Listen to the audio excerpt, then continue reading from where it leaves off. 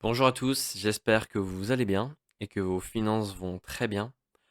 Aujourd'hui, on se retrouve pour une vidéo particulière, historique, puisque c'est la première fois depuis mes débuts dans l'investissement que mon portefeuille global passe en plus-value négative. Vous le voyez sur la droite, sur mon compte rendu Finery, on a dépassé la barre des 0 euros de plus-value pour atteindre les moins 12 euros de plus-value depuis mes débuts, je le rappelle, en septembre 2024. Une fois qu'on a dit ça, il y a beaucoup de choses à dire. Pourquoi déjà? Pour ceux qui n'ont peut-être pas vu les news, on a Donald Trump qui a annoncé hier soir les tarifs qu'il allait imposer à tous les pays. Et donc forcément, ça va avoir des impacts sur toutes les entreprises, puisque les exportations, les importations n'auront pas le même coût. Donc il va falloir qu'elles prennent du temps pour se réadapter, ajuster leur stratégie. Mais aussi, ça va avoir un impact de l'autre côté, parce que tous ces pays qui seront impactés par ces tarifs vont potentiellement aussi répondre à Trump en augmentant eux-mêmes aussi les tarifs des produits américains. Et donc là, on se retrouve dans un contexte très particulier de guerre économique, politique, où les marchés, c'est la pire des situations, puisqu'on se retrouve dans une situation imprévisible, où en fonction des annonces que peut avoir un pays du jour à l'autre, on peut se retrouver avec des actions qui font face à des grandes perturbations. Et c'est ce qu'on peut voir notamment après l'annonce qu'il a eue hier, directement une réaction des marchés, avec une grosse baisse sur l'indice du S&P 500, donc je le rappelle, les 500 plus grosses capitalisations boursières américaines. Pour les personnes qui sont très exposées aux États-Unis, comme je peux l'être, vous voyez que mon portefeuille est 85% exposé aux États-Unis, ça a forcément un impact sur mes portefeuilles. Au passage, on voit que au rafraîchissement, je suis repassé à 65 euros. C'est un peu l'occasion de vous rappeler qu'on est sur des marchés volatiles. De minute en minute, de jour en jour, d'année en année, ça va évoluer. Il faut en avoir bien conscience. Et je pense qu'aujourd'hui, on est face à une situation qui va vraiment être historique pour les investisseurs, notamment pour les personnes comme moi qui ont commencé récemment et qui vont devoir faire face aujourd'hui à leur propre psychologie, leurs propres incohérences de stratégie, leur propre volonté aussi, parce que quand on va devoir faire face à des marchés boursiers qui sont sans arrêt en train de bouger, on va avoir des gens qui vont décider d'abandonner, que c'est trop pour eux. Il y en a d'autres qui vont voir ça comme des opportunités euh, d'investissement, comme ça peut l'être pour moi.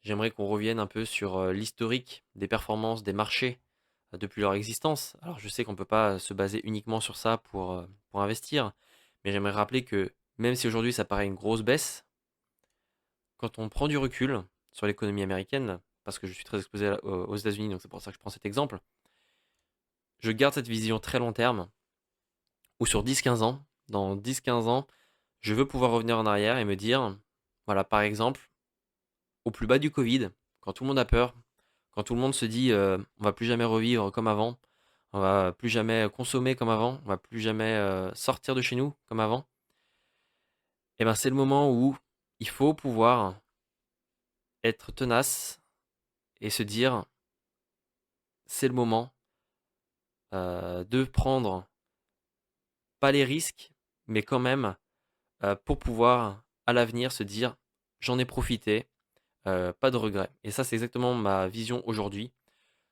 Je veux pas, dans 3 ans, regarder en arrière, dans 4 ans, dans 5 ans, après que Trump soit plus président, par exemple, et me dire c'était une grosse opportunité et je l'ai loupé. Donc ma stratégie reste la même. Je continue d'investir régulièrement chaque mois. Je veux rappeler une fois que tout ce que je dis ici ne sont pas des conseils d'investissement. Je donne ma psychologie, je documente mon parcours d'investisseur, donc forcément je suis obligé de vous expliquer ma psychologie derrière ça. Je reste skin in the game, je vous montre quand ça monte, je vous montre quand ça descend. C'est mes objectifs pour les prochaines années. Vous allez voir ça si vous décidez de me suivre. Mais en tout cas, voilà, je veux tout vous montrer, quand c'est bien, quand c'est pas bien. Et j'espère dans plusieurs années pouvoir vous dire je suis content d'avoir eu la ténacité, l'audace de continuer ma stratégie, de ne pas avoir flanché, en tout cas. Comme vous pouvez le voir autour de vous, vous allez avoir des gens qui vont vous dire mais qu'est-ce que tu fais? pourquoi tu investis, c'est la roulette, tu vas tout perdre, etc. Il y aura beaucoup de bruit autour de vous. Et les gens qui vont, selon moi, pouvoir tirer leur épingle du jeu vont être, et je l'espère aussi que ça soit mon cas, tenir malgré que tout le monde crie à l'apocalypse, comme ça a pu l'être pendant le Covid. Voilà, je vais garder mon cap. Je tiens tout de même à vous montrer à quoi ça ressemble, un marché baissier, des portefeuilles qui sont dans le rouge, parce que ça fait partie de mon travail aussi, de documentation de parcours d'investisseur. Il faut que je vous montre les points positifs, les points négatifs. Et aujourd'hui, dans une phase où ça baisse beaucoup, et c'est mon rôle de vous montrer à quoi ça ressemble. Donc on va repasser sur mes trois portefeuilles. Je le rappelle, j'ai deux comptes titres, chez DeGiro, chez Interactive Broker, un compte chez Boursorama, un PEA pour être plus précis.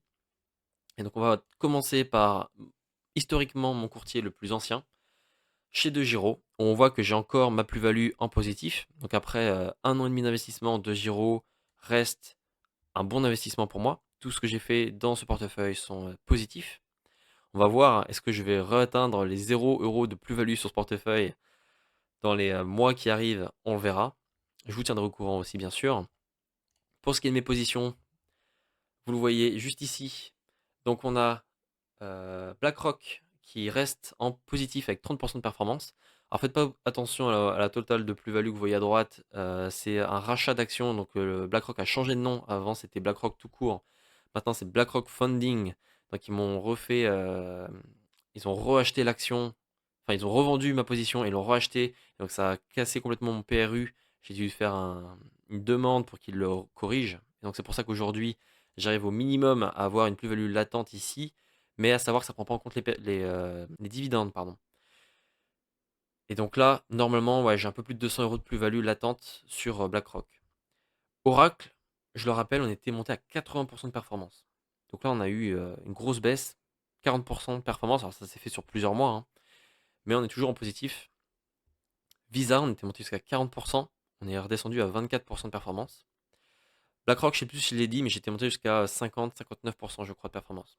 Donc voilà, ça a bien baissé, mais on est toujours en plus-value positive sur ces entreprises.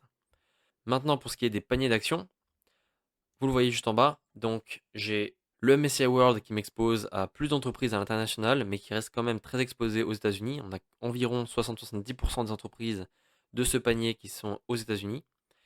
Donc là, j'étais en positif pendant quasiment un an, et là, on est repassé en dessous de la barre des zéros. Donc c'est pareil, une date historique pour moi. J'ai rajouté une cartouche, il n'y a pas longtemps, je vous ai fait une vidéo. Je continue skin in the game, comme je dis, à investir même quand ça baisse. Donc là, j'avais 1000 €, j'ai mis une cartouche de 550 €, vous le voyez ici, sur ce panier d'actions accumulant. Donc il ne verse pas de dividendes, mais qu'il est réinvesti dans le fonds. Je compte prochainement continuer. J'attends de voir un peu, là, ça continue de baisser. Là, aujourd'hui, on a moins 4%, donc c'est une grosse baisse. Je vais peut-être en profiter pour réutiliser ce qui me reste et le remettre aussi dans ce panier d'actions. Je vous tiens au courant. Et en dessous, mon panier d'actions historique que j'avais acheté au tout début, qui a été distribuant lui, et qui va être amené à dégager aussi parce que je compte me concentrer sur du accumulant, qui est toujours en positif, mais qui pourrait être amené à passer en négatif d'ici les prochains jours. On verra, en fonction des marchés. Donc ça, c'est pour mon portefeuille de Giro. Maintenant, côté du PEA, donc le plan d'épargne action, je le rappelle, qui permet aux Français d'avoir un avantage fiscal après 5 ans d'investissement, mais qui en contrepartie oblige à investir dans des entreprises européennes ou françaises, bien sûr. Dans mon cas, j'ai triché en m'exposant à des paniers d'actions américains tout de même. Alors, forcément, c'est des stratégies de réplication d'indices qui sont faits par différentes institutions financières. Donc, je me mange aussi forcément les impacts de la bourse américaine, que vous voyez juste ici. Pour ce panier d'actions dans le Nasdaq 100, les 100 plus grandes entreprises américaines technologiques. Et vous voyez ici aussi un MSCI World Swap, donc comme dans mon compte de Giro, qui m'expose à l'étranger, mais toujours très fortement aux États-Unis. Et une entreprise ASML qui est très exposée au secteur des semi-conducteurs, de la technologie, donc forcément la tech est drivée par les États-Unis, donc forcément il y a aussi un grand impact. Donc ça c'est pour mon PEA. Maintenant, pour mon compte Interactive Broker, c'est un portefeuille dans lequel je compte me challenger, ne faire uniquement que du stock picking.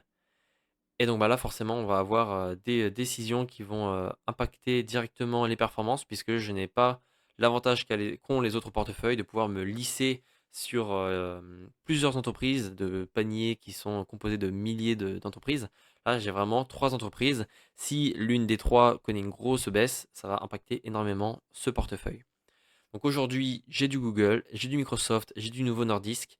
C'est des positions qui ont été achetées récemment. Donc ces achats ont été fortement impactés récemment. On voit tout de même que Novo Nordisk réagit en positif comparé aux entreprises américaines. Donc là, ça va peut-être aussi faire réfléchir sur l'exposition de mes portefeuilles au marché américain. Peut-être diversifier ça un peu plus à l'étranger, dans l'Asie, mais aussi en Europe. Ça va être des réflexions qui vont être amenées à être évoquées dans mon parcours d'investisseur. Mais voilà, vous avez une vue d'ensemble d'à quoi ressemblent les portefeuilles d'un investisseur et c'est ce que je compte continuer de vous documenter. N'hésitez pas à mettre des pouces pour envoyer de la force et pour remercier la transparence que je vous donne et que je compte continuer de vous donner. J'espère que de votre côté ça va bien. Dites-moi ce que vous avez fait de votre côté et on se tient au courant. Prenez soin de vous, prenez soin de vos finances et à très bientôt.